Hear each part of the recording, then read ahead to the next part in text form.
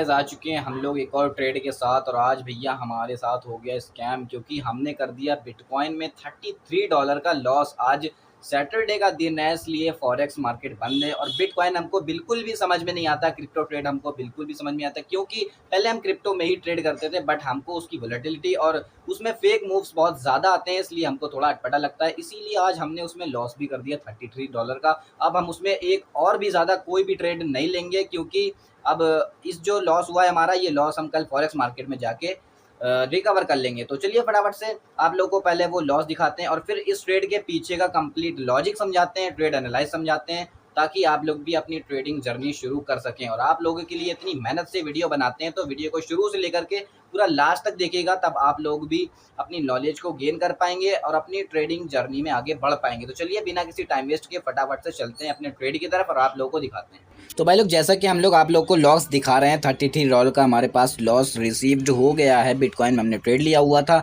Date time वगैरह सब कुछ आप लोग चेक कर सकते हैं। और अब इसके बाद हम आप लोगों को इस ट्रेड के पीछे का ट्रेड एनालिसिस समझाएंगे कि हमने क्या देख के एंट्री ली थी। हालांकि एंट्री हमारी बहुत अच्छी थी, एंट्री में कोई कुताही नहीं थी, फिर भी आप लोग को चल के दिखाते हैं। तो जैसे कि हम लोग अपने चार्ट्स पर आ चुके हैं, अब आप लोगों को इस ट्रेड के पीछे का कंप्लीट लॉजिक समझाने के लिए अब आप लोग को हम सबसे पहले दिखाएंगे कि अपर रेजिस्टेंस हमने जो ड्रॉ किया हुआ है। आप लोग नीली कलर की एक हॉरिजॉन्टल लाइन को देख रहे होंगे, अपनी होम स्क्रीन पर नजर आ रही है। हमने उसके ऊपर ये जो डॉट डॉट लाइन है वो भी हमने सेट की है। ये इसको हम लोग बोल रहे हैं रेजिस्टेंस लेवल, मार्केट का resistance level. 1 our chart frame पर हमने चार्ट को सेट कर रखा है, ठीक है। ये रेजिस्टेंस लेवल से मार्केट बार बार टकरा के नीचे की तरफ आ रहा था, मजबूत रेजिस्टेंस लेवल है।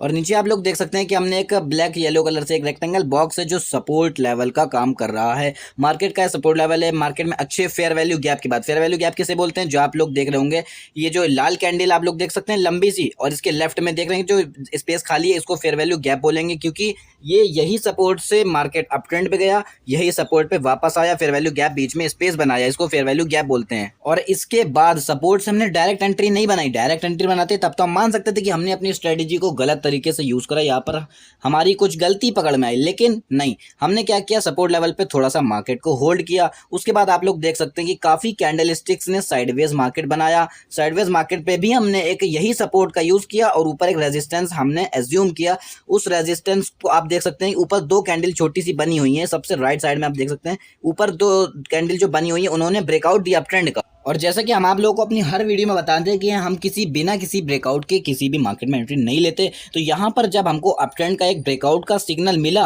और उसके बाद मार्केट अपने सपोर्ट पर वापस आया, तब हमने अपनी एंट्री बनाई। जब हमको जो है ना ब्रेकआउट मिला, ब्रेकआउट के बाद मार्केट वापस उसी सपोर्ट पर आया, तब हम समझ गए कि यहाँ पर मार्केट बायर्स का स्टॉप लॉस ट्रिगर करा के वापस बाय साइड की ट्रेड बनाएगा। लेकिन ऐसा नहीं हुआ, यहाँ पर फेक मूव्स आके एक और सेल साइड की एंट्री देके उस सपोर्ट को भी ब्रेकआउट कर दिया। यहाँ पे मार्केट रिवर्सल हो गया, मतलब इस मार्केट क्रैश होकर के हमारा स्टॉप लॉस ट्रिगर करा दिया। तो ऐसा फॉरेक्स में बहुत ही कम देखने को मिलता है, इसमें फेक मूव्स बिटकॉइंस में बहुत आते हैं, इसलिए हमारा एसएल ट्रिगर करके मार्केट अब आगे का मोमेंटम पकड़ चुका है।